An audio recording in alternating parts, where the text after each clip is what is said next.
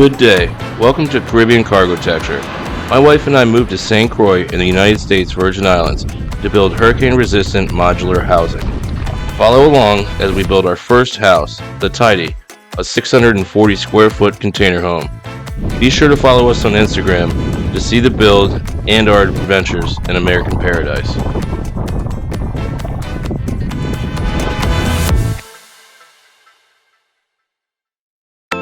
Yet another site work day with car trucking.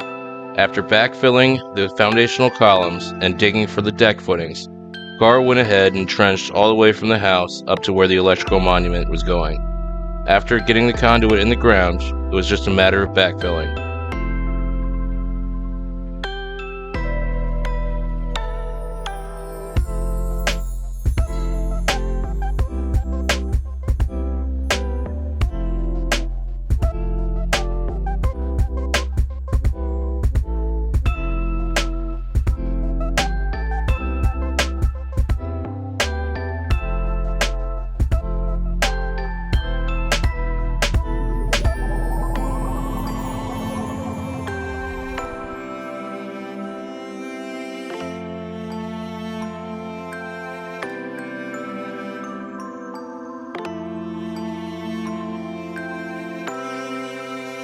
Considering the house sits 7 feet above grade and crane day is quickly approaching, I started the first sets of paint prep by pressure washing both containers.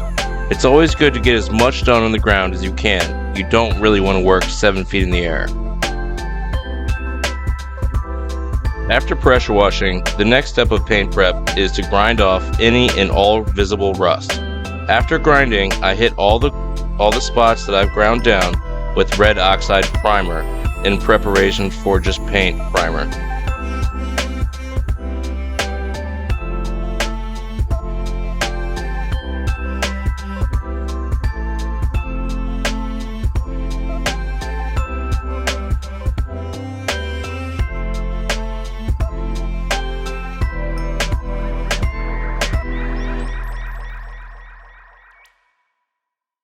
After taking care of all the rust, I start hitting the container with its first coat of primer. Basically, this paint job entailed 2 coats of primer and 2 coats of paint, best for adhesion.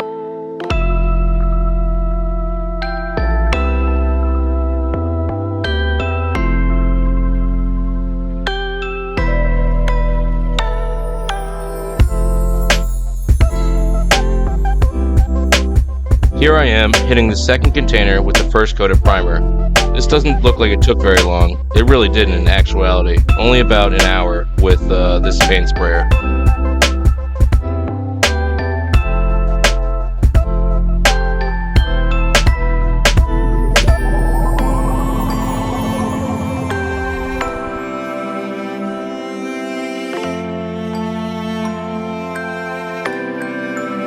After priming, I began actually painting the house. I chose the brightest white I could find, since this is the Caribbean and it is a metal house. The white paint will ensure that it keeps the house as cool as possible if you're going to paint it any color at all.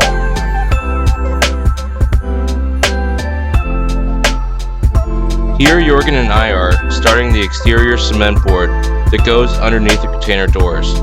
This is just another step that we wanted to get done before the containers actually sit up 7 feet on the foundation.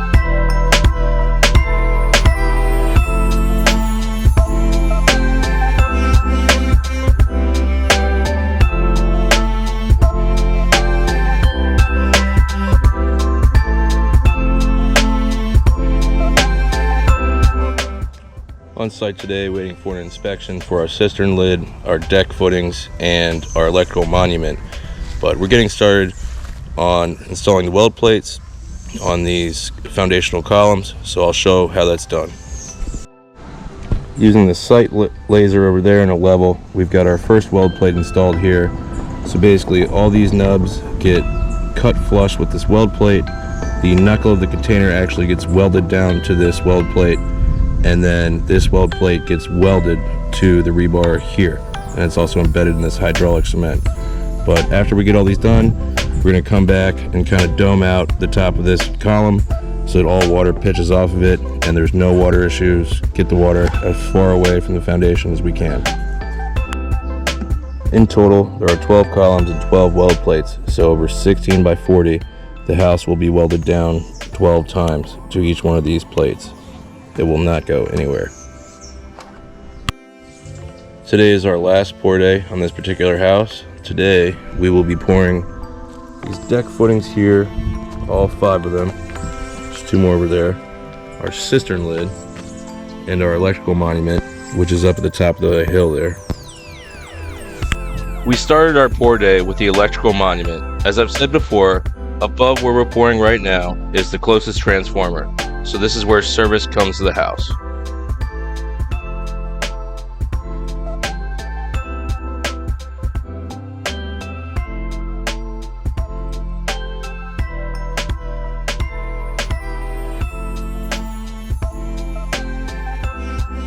After pouring the monument, we started on the deck footings.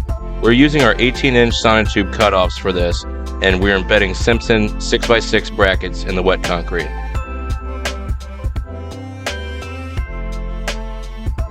There was a problem at the concrete plant of my preferred concrete company this particular week, so I had to go with the company I was a little skeptical of. Unfortunately, my gut feeling was right, as they arrived with less concrete than I actually ordered, meaning we didn't have enough to get the cistern lid done. So after talking with them, we ended up working it out, but unfortunately, I have a cold joint in my cistern lid.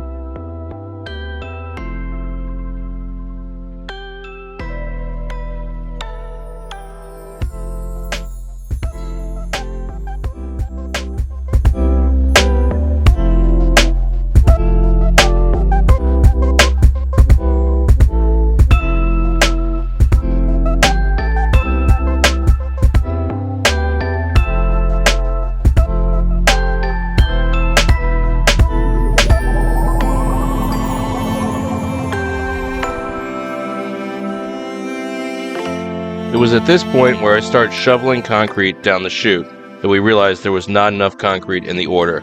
I give the driver major respect because he hopped on the phone with the company and argued on my behalf to get them out with another free yard the next day.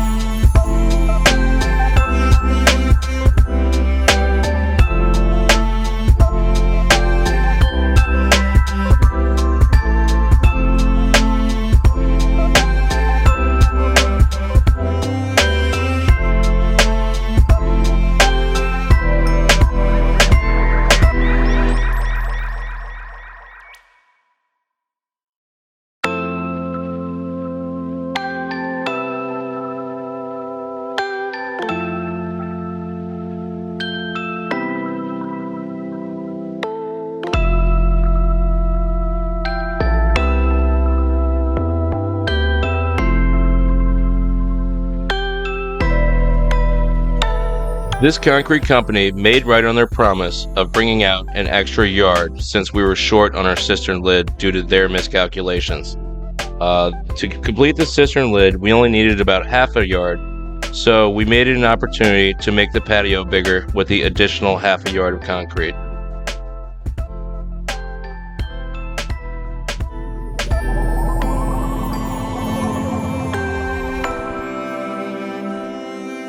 So although we were short on the cistern lid and had to have a cold joint, basically this addition to the patio was at no extra cost to me.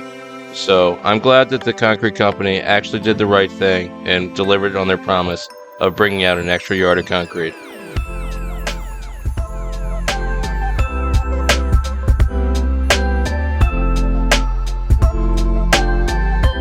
After Jorgen grinded the rebar nubs flush with the weld plates, it was time to get Bob in and weld the rebar to the actual weld plates. A special thanks to Jorgen and Bob for helping me get this ready for crane day.